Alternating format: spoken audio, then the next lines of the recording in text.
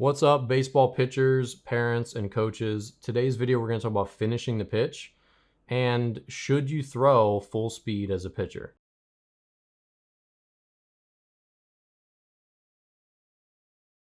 This can be a misnomer. I think a lot of times when players aren't throwing strikes, the inclination is to like ease off and kind of try to get it in there, right?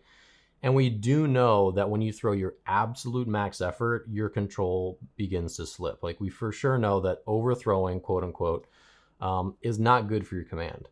So what pitchers learn to do over time is they learn to throw, I would say, at like 99%. When I pitched in my last, especially my last 3 years when I was a reliever, um, I threw the crap out of the ball. Like there wasn't much left in the tank. There was always just like a little bit in the tank where my typical fastballs would be like 91 to 93 and 94. And if I reached back a little more, maybe my 93 became 94, or maybe my 93 became 93. There was just like maybe a half mile per hour difference if I reached back. But to get that extra 1 mile per hour or half mile per hour, or whatever, it usually sacrificed my command a good amount where it really wasn't worth it. Like 92 well located, thrown at 99% was better than 94 poorly located, just because it's 94. Like the 1 or 2 mile per hour differences usually aren't enough to make it truly worth it. That aside, young players absolutely do need to learn to throw pretty much full speed. And this is a problem that I see throughout youth baseball. Now, this isn't to say that we need to have this obsession for the radar gun, because if you listen to my YouTube channel, if you listen to my podcast, you know that I'm not that guy. I'm not the velocity guy preaching that, it's all about that, because it's not. It's a piece of it. It's an important piece. Don't get me wrong, which is why I'm here to tell you that you should throw 99% as hard as you can all the time, and not 95% and not 96%. And so coaches, again, the inclination is when a kid's not throwing strikes is to have them ease off. And that's a really big problem. It's actually way harder to throw strikes easing off than it is to just throw it, because you start to get your mind in between yourself and the baseball when you try to ease off, because now you have the task in mind of, I need to throw a strike. I need to get this in the strike zone. And so you become this dart thrower rather than a thrower, right? And so pitching is a unique thing because it's a combination of throwing with this little more tactical, strategic mindset, right? But if you're out in your backyard or you're just playing with your buddies and you're pitching, quote unquote, but there's no fans, there's no other team, you're just playing backyard baseball, you don't have that pressure, and it's just more like throwing, right? And so the big thing is this: you need to learn to throw pretty much 100%, and coaches, you need to give them enough leash to allow them to do this. That means you can't be constantly harping on them about walks. Now, this is not to say that if you throw 99% as hard as you can all the time, you're going to walk a lot of guys, because you won't. But you absolutely do develop a comfort over time when you get comfortable at that velocity. So I got a good question on another YouTube video recently about your pitching routine. And I said that when I did my routine, which is something that I recommend other players do, even though I think every player should figure out their own routine, I try to give them a framework that they can build from. I would warm up in the outfield and go through my drills and stretch out, and I'd get my arm to full speed in the outfield, which is what most players do, but not all. And my first pitch, my arm would be pretty much like up to 100% speed in the outfield when I was still a starter. Then I would come in the bullpen, get a Gatorade, take a minute or two, and my first pitch in the bullpen would be as hard as I could throw it. And my next couple fastballs would be as hard as I could throw it. And this is only 10 minutes before game time at this point.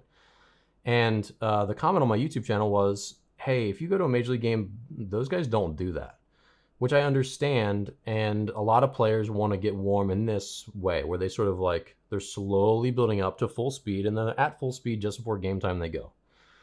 But to me, when you're trying to get comfortable at your full speed and then find it at full speed, it doesn't make sense to never be at full speed. Like, you should get to full speed, get comfortable there, and then learn to hone it in and rein it in. Because when you jump out onto the mound in the game, suddenly your adrenaline's high, you're throwing harder than you were before, everything's pumping, and 100% feels fast. Where if you're only throwing 90% in the bullpen, and now you're jumping out to the mound in the game and you're throwing 100%, a true, like, I'm full speed now, you haven't really had any time to like control that full speed.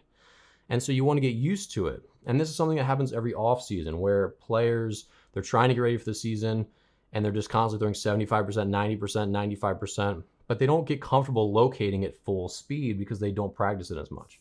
Now, obviously in today's climate of youth baseball, kids are practicing at full speed way more. They're sprinting and throwing hard, and they're throwing weighted balls and all this stuff. So there's more of it. But the point is, when you get out between the lines, it is important that players understand that it's okay to throw almost as hard as you can on any given pitch because it's what's required. If you say, hey, throw 95%, well, they're going to have to throw 100 miles an hour to be able to compete in pro baseball. Because if they can throw 100, now they can throw 95 at 95%, right? Whereas unless you throw that hard, you can't loaf. You can't loaf at 95 miles per hour. Like, no one has a good enough arm where they can take 5% off and still be effective at their level. You have to pretty much tap every bit of juice in your arm.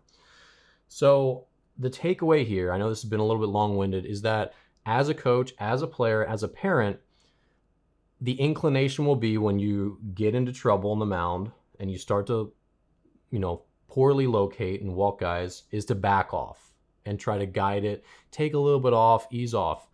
The difference is overthrowing is bad, underthrowing is bad, finding this little happy zone, which is somewhere between like 98 and 99%. That's the zone that you have to get comfortable in, and that's the one that you have to pitch in pretty much your whole life. So hopefully this video helped. It's a tough concept to understand, and everyone has to be bought in. Even if your kid's out there walking a bunch of guys today, it's still not in his best interest to like take his foot off the gas and throw 95% and get back on track. That's not really in their best interest. The best interest is have a mound visit, calm them down, give them a little mechanical tweak, give them some confidence, and let them find it at their full speed, because that's what they're going to have to do the rest of their career. Hopefully this video helped. I'm Coach Dan Blewett. If you're new to my channel, I do tons of pitching videos, mindset videos, all that good stuff.